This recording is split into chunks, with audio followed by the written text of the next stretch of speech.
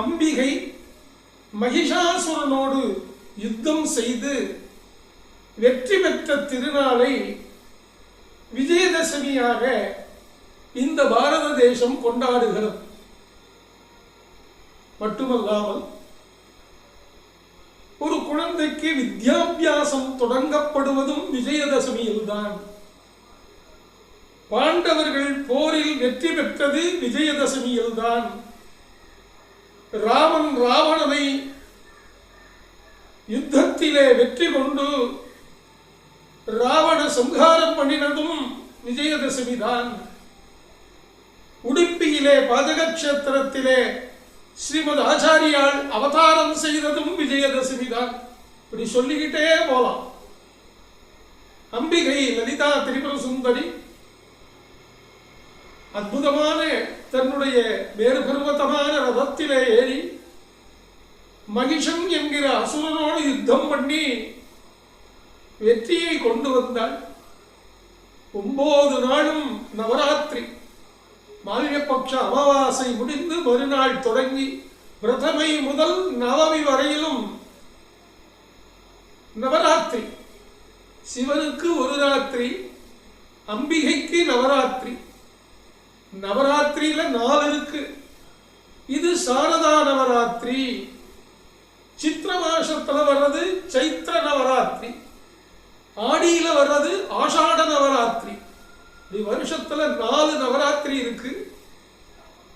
இந்த 4 நவராத்திரியிலுமே இந்த புரட்டாசி மாசத்துல வரக்கூடியதான நவராத்திரி ரொம்ப விசேஷம்.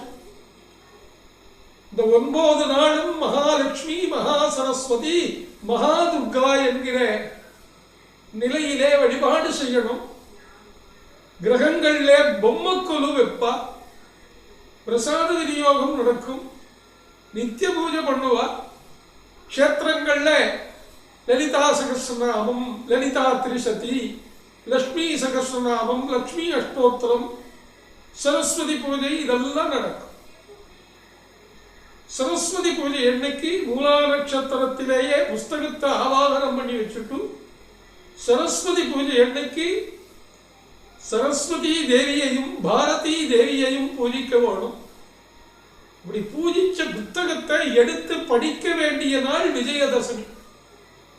பொம்மைக்கொலு பொம்மைகளை எல்லாம் அன்னைக்கு சாயங்காலம் கமிச்சு வச்சுடுவா.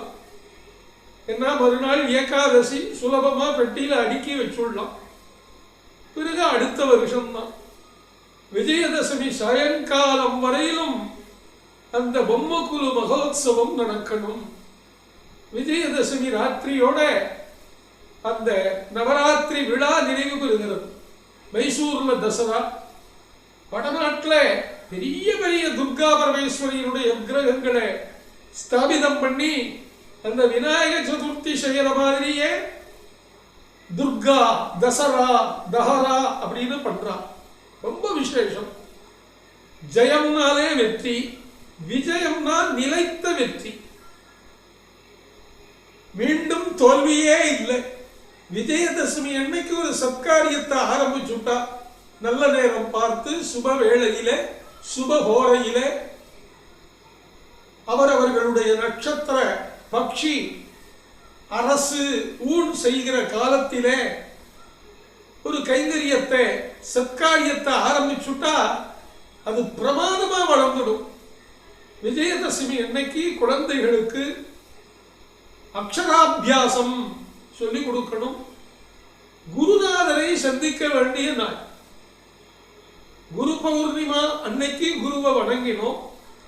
நவராத்திரியில விஜயதசமியில காலம்பரத்துல பொண்ணு அந்த குருநாதருடைய திருவடியை சேவிச்சு குருநாதருக்கு தேவையான சேவைகளை பண்ணி தட்சணைகளை கொடுத்து குருநாதரிடத்தில் இருந்து அன்னைக்கு ஏதேனும் ஒன்றை கற்றுக்கொள்ள வேண்டும். விஜயதசமி அன்னைக்கு வித்யாபியாசம் தொடங்கியாச்சுன்னா அது ஆயுள் காலம் முழுவதும் வித்தை தொடங்கும். என் குழந்தைக்கு அப்படிதான் பண்ணினேன். அவ படிச்சுட்டே இருக்கா. விஜயதசமி அன்னைக்கு வித்யா அக்ஷராபியாசம் ஆரம்பிச்சு வச்சுட்டோம்னா அது காலமெல்லாம் கற்கை நன்றே கற்கை நன்றே என்பது போல புறப்பட்டு தொடர்ந்து கொண்டே இருக்கும். விஜயதசமி அம்பாளுக்குரிய நாள் மட்டுமல்ல, அனைத்து சைவ வைஷ்ணவ சாக்த கௌமார கானாமத்திய சௌரம் என்கிற 6 பிரிவுகளுக்கும் அற்புதமான திருவிழா காலம் நவராத்திரி. அதுல விஜயதசமி பூஜை ரொம்ப விசேஷம். சில நாள் சில வருடம் ஆயுத பூஜை சரஸ்வதி பூஜை அடுத்தடுத்த நாள்ல வரும். ஆனா விஜயதசமி எப்போதும் ஒரே நாள் மட்டும்தான். அந்த 10வது நாள் தசமி திதி வளர்பிறை.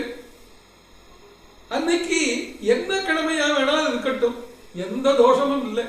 அதுக்கு வார தோஷமோ திதி தோஷமோ நட்சத்திர தோஷமோ எந்த தோஷமும் இல்லாத அற்புதமான நன்னாள் விஜயதசமி. விஜயதசமி என்று உங்கள் குழந்தைகளுக்கு வித்யாபியாசத்தை தொடங்கி உங்கள் கிரகத்திலே கொலு வைக்கலன்னா கூட பரவாயில்ல, சுவாமி ரூம் சுவாமி மாடம்னு ஒன்று இருக்கும் இல்லையா, அந்த இடத்துல அம்பாளை தீபத்துல கூட ஸ்தாபனம் பண்ணி பூஜை பண்ணி குங்குமார்ச்சனை பண்ணி அம்பாளை சந்தோஷப்படுத்தி நம்முடைய பக்தியை சமர்ப்பிக்க வேணும். குருவை சந்திக்க வேணும். குழந்தைகளுக்கு வித்யாபியாசத்தை தொடங்க வேணும். வெற்றியை கொண்டாட வேணும். பாரத தனாதன தர்மத்தை காப்பாற்ற வேணும். க்ஷேமமா இருக்கோ, அம்பிகை உடனிருந்து காப்பாற்றுவாள். ஜெய விஜயீ பவா, ஜெய விஜயீ பவா.